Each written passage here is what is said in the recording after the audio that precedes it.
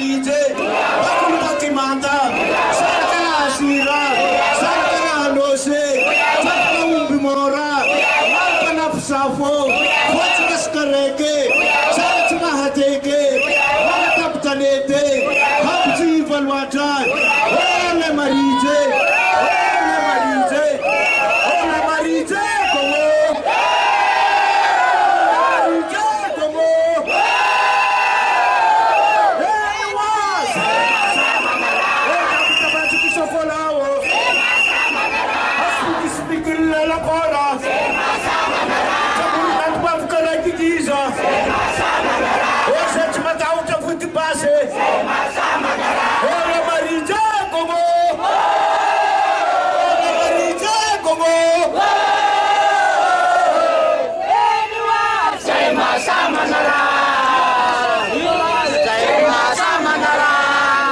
Androany dia 1er mai fankalazana ny fetin'ny asa tsy hoe kory fety ohatran'ny fety rehetra izy io fa fankalazana zany an'izay asa rehetra mikasika ny asa ny karama ny fomba fiasa ny fiainan'ny mpiasa ary ny tsy anasa ihany koa satria ireny dia mpiasa mbola miandry ny toerany ary ny tsy fisian'ny asa no mahatonga an'zareo lasa tsy anasa. Androany zany dia nisy ny fankalazana izay natao izay tsara marina fa efa nomanina nanomboka tamin'ny volana janoary ary efa fatao isa-taona. Tamin'ny herintaona Teletsamanitra nanaovana an'izany fankalazana zany ary tamin'ity taona ity dia teto amin'ny hôtel de ville no nanomanana an'izay fankalazana izay. Tahaka ny isa-taona ihany koa dia misy carnaval izay atao ary ny famelabelaran-kevitra sy ny fifandimbiasan'ny fandraisana fitenenana. Inona ny lohahevitra tamin'ity dia ny karama mahavelona. Inona moa zany atao karama mahavelona dia ny olona natao hiasa mba ho velona fa tsy velona mba hiasa, zany hoe andeha atao fotsiny ampihodina ny toeram-piasany na orinasa mpanjakana io na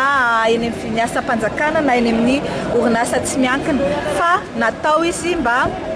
ho velona amin'io asany io. Kanefa ny zava-nitranga eto Madagasikara dia tsy mahavelona antsika mihitsy ny karama. Tsy misy anefa ny fandraisana fepetra mikasika izany ary lohahevitra iraisam-pirenena io karama mahavelona io ka dia nentina androany ny fanazavana an'izay sy ny itakina zany mandritra nyity taona 2024 ity satria isika eto dia miaina ny fiakaran'ny vidim-piainana avo dia avo izay misonitra isan-kerinandro rehefa tsy ny jiro dia ny lasantsy, rehefa tsy ny vary dia ny legioma sy ny isan-karazany ary rehefa kelikely dia tsy isy dikantsony io karama kely io. Izay ny antony namelabelarana ny hevitra mikasika an'izay karama mahavelona izay ary mifanojo ihany koa amin'ny fisondrotan'ny karama mpiasa mpanjakana izay voalaza tamin'ny omaly alina hoe 7 isan-jato dia gaga izahay rehetra satria nanomboka tamin'ny kabarin'ny filoha tamin'ny voalohany taona izahay dia efa niteny hoe fanahoana moa no tsy nisy zany fampiakarana ny karama mpiasa mpanjakana izany. Nefa ny isika rehetra miara-mahita fa isa-taona io dia manomboka volana janoary ka hatramin'ny desambra ary ny voalazan'ny loi de finance izay loi lalàna manan-kery eto amin'ny fampiasam-bola eto Madagasikara dia tsy milaza velively fa hoe manomboka mois de mai io zavatra io na mois de juin fa mandritry ny taona 2024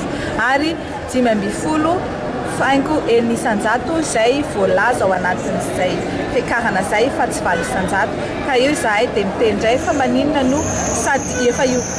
2020 faingo enina isan-jato kely izay tsy mifanaraka akory amin'ny fiakaran'ny vidim-piainana io mbola ena 7 isan-jato ary mbola tapany koa dia domina tapany izany ilay olona andoherany. Rehefa hitanao fa isy ny hetsika taon'ny 1er mai izay na inona ho ampiakarina 100 isan-jato ary karama io dia tsy maintsy mankalaza an'izany 1er mai izany ny mpiasa dia nefa dia hoe domina 8%. Aiza ny ambiny misy rappel ave fa zany dia takina rappeleo manomboka janvier izay 8% izay ary ny ambiny le 15% dia alefaso koa fa tsy lazaina hoe andoavana karaman'ny mpampianatra frama sy ohatra 70 000 ariary ny karamandreo mpampianatra framiny 10 000 ny prévu tokony ho recruter zareo nefa 4 000 ny recruter eo koa zany dia efa tsy mety le prévision budgétaire zay tsy niteny hoe ataovy mihoatra le izy nataovy latsaka fotsy hoe tantana araka ny tokony ho izy ny volam-panjakana fa satria angalarina fotsiny izy aveo ary zany ny anisan'ny mahatonga an'le gonflage resaka fourniture sy bien service prestation intellectuelle reny zany hoe tsy excuse tsony amin'izao ny filazana tsy manambola ny kitapo-bolam-panjakana misy vola ao fa ampiasaina any amin'ny zavatra tsy tokony ho izy ary ny henay dia hoe ampiasaina andoavana kolikoly ho an'ny député mandray voleny amin'ny assemblée ka tsy henay zany fa ny karama ny piasa no ataovy lara-pameana mba hanatsara n'io service public io ary ny karama mahavela no antoky ny filaminana la paix ao anatin'ny firenena ny taona rehetra ny fandimby teto dia volana janoary no miakatra zany karama zany ny mihoatra an'izay tsy ferana roatra ka te hampiakatra zareo volana jona dia afaka manao izy prévision anatin'ny loi de finance rectificative hoe miakatra be ny vidim-pianaka dia mila ampiakaritsika fandroandray ny karama dia atao indray zany volana jona fa tsisy mihitsy hoe mois de mai zany matao